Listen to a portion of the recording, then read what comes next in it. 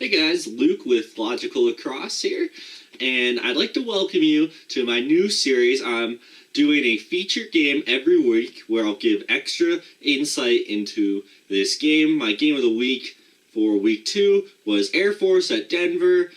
Denver's going to be really good this year, which I'll get into, and I picked this game because of that, and also I coached at Air Force, so I just wanted to go support the guys that gave me a great opportunity to work with them. Definitely didn't go in their favor, but definitely still going to give you guys good, unbiased opinion. So let's get started. So first, I'd like to say it was an awesome festivity. If you live in Colorado and you're looking for a great time, even if you don't even watch lacrosse, the Denver games are a blast. They got a guy beating the drum every time they're on defense or offense on man up, and he beats it. Gets faster and faster as the man up goes longer. Good food. Everyone's really nice. It was packed in the stadium. I got tickets. People were standing outside of the stadium watching the game. It's kind of how the facility's built. I don't know the max capacity of the stadium, but I would take a guess that there was at least over 1,000 people there, which was really cool to see. It's awesome to see that at a lacrosse game, all the excitement. They had music blasting. Denver has a video board playing highlights throughout the game. That's really cool. So that's just kind of the social atmosphere part of the game. But we'll get into more on what you guys are more interested in, the actual game. And Denver definitely looked good. They win this game 11-4. I'll just do the base statistics first before I give more of my thoughts on the game. Denver dominated in shots, 49-25. Turnovers, 16 for Air Force, 15 for Denver. I was actually shocked that Denver had 15. It did not seem like they had that many when I watched the game. Face-offs, they did not miss Trevor Baptiste. I'll definitely be talking about his replacement. They win face-offs over Air Force's guy, Trent Harper, 15-4. He really struggled today, which was a little shocking because he played really well against Baptiste last year. It was like a 50-50 split. So I was a little shocked by that. I thought Air Force might have had the advantage in face-offs this year. But man up, Denver got 5 opportunities. They scored a couple of them. It wasn't on the site for the total statistic, but I know they scored on more than they did. Air Force got some really silly penalties, which I'll get into in a second.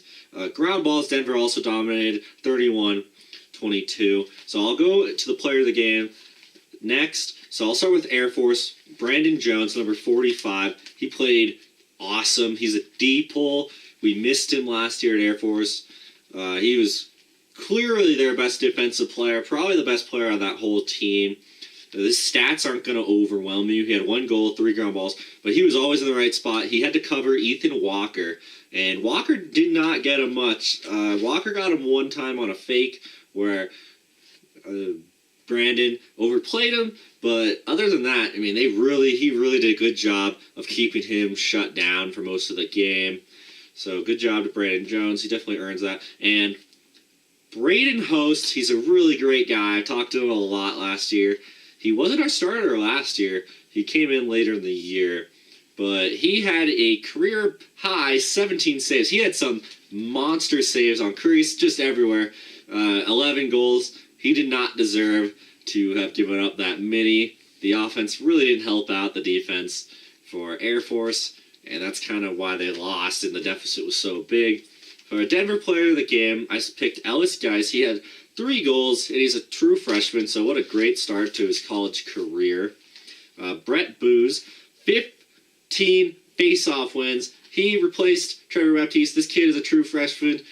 Everyone else in the Big East is probably crying. They're like, oh my God, I really hope this is not going to be another Trevor Baptiste caliber level face-off, man. But he looked amazing. So great debut for the freshman of Denver. And my other player of the game for Denver, they get 3. This guy, Dylan Johnson, number 28. I was really excited to see Dylan Gaines, and he played well. I'm not knocking him by this. But Dylan Johnson, 28, he was all over the place. Like, he went out of the box to cover guys, and the Air Force players just could not get away from him. He forced so many turnovers, it felt like. He blew up so many fast breaks, stuff the stats won't show you. But, man, he was really fun to watch, especially as a D guy. So if you are a fan of Dylan Johnson, or if you don't know who he is, I hope you're glad to hear that. Also, if you were a young defenseman and you want to know a good guy to watch, besides Giles Harris out of Duke and Dylan Gaines, definitely watch Dylan Johnson for film and study his play because he was very elite. But now we will go into more of the inside the game story, and what really struck me early, and it was the same as last year, it's usually kind of the same. Obviously, Denver's going to bring in the higher level recruits and the more talented guys, but the deficit in the level of athlete was really striking. Denver guys were clearly superior on that. And both teams are obviously well coached, I'm not saying that, and both the Air Force Strength Facility and coaching with all that is amazing, but you could tell the difference with Denver's guys. I mean, they were a lot bigger, taller, faster, and just in general, their shots were harder, and it showed, and I knew that was going to wear down the Air Force D. The Air Force D played really well. They had no help from the offense. I think it started 5-0. The offense was just really struggled. Same problem as last year for Air Force. I noticed the problem for Air Force, we lost Chris Walsh and Nick Ruby and a couple other guys that were really good, consistent threats to pierce into the heart of the defense and get the goal. And I did not see any guys step up. That was the thing I was definitely worried about, because last year we really struggled to have a guy that would step up, especially at the midfield level. Matthew Swartz, number 31 for Air Force, he's really good, but he didn't get the ball a lot. I felt like he was open sometimes and just no one passed it to him. It was kind of frustrating for me to see that. He's a really great dude. All the guys are really great for Air Force. But they're going to have to work. Someone's got to step up for Air Force to be an interior threat, a guy that you know can get the ball and you can count on him to get a dodge and at least get a couple goals being aggressive on the dodge, because they just do not have a guy like that. None of them seemed like really dangerous threats. I don't think any of them won off a 1v1 dodge off of the Denver defenseman. Now, granted, Denver has a very elite defense, definitely a top 5 defense, but that was definitely something I noticed. Denver did a good job. They loved the right side of the goalie, if you're from the goalie's point of view. They love that side, so watch for that if they're setting stuff up. In the meantime, if that was just a thing they saw for Air Force, or that's a thing they just want to do all year. But another thing they did a great job at switching, getting the mismatch with the short stick on the attackman at X. It seemed like that happened every time. I don't know if Bill Wilson wanted that, because it happened all the time and they didn't switch sometimes. So he kind of stayed. Short stick did a good job covering that. The guy, they really didn't score off that too much, so it wasn't really a problem, but just interesting if that's a scheme thing for Denver this year. It was very noticeable. Almost every offense possession they had the matchup like that at X. Also, like I little mentioned earlier, they did not seem to miss Trevor Baptiste at all. Brett Booz looked amazing. I know that's his first game. They play Duke next, I believe. So we're going to see a lot more about Denver. But yeah, Denver looked extremely good. And one final thing to note is that Denver won basically all the contested ground balls. That's the thing Air Force really struggled on. Denver was really good because, there's a shot clock now. Say they shoot it, hit the post, and there'd be a scrum. It felt like almost every time Denver would get that, and if they make a habit of that, that's going to be killer. I mean, you could tell it wore down the Air Force D. They'd make a great 70-second stop, and then Denver would shoot it, hit the post, ground ball, scrum, then Denver picks it back up, gets the reset. I mean, I think that really hurt Air Force. But that'll sum up this game overall. I think Air Force will be fine. Obviously, I am a diehard Air Force fan. I'm cheering for everyone there if they're watching.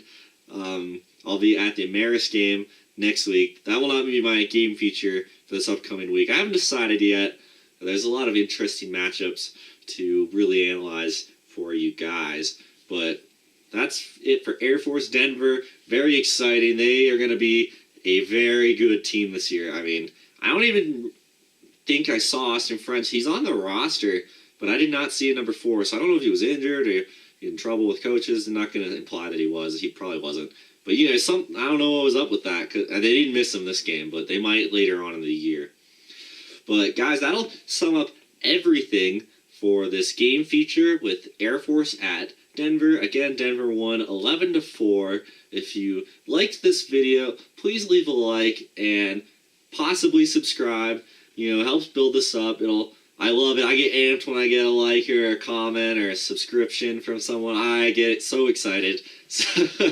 So don't think that, oh, he doesn't care. I promise you I get super amped. So yeah, please feel free to do that. I also have an Instagram and a Twitter. You can follow me at logical_lacrosse, and you'll kind of see what I'm up to more so. And I also have a website at www.logicallacrosse.com, so please feel free to check that out if you want to find more content like this. But that'll be all. So thank you again for watching, and enjoy the rest of your day.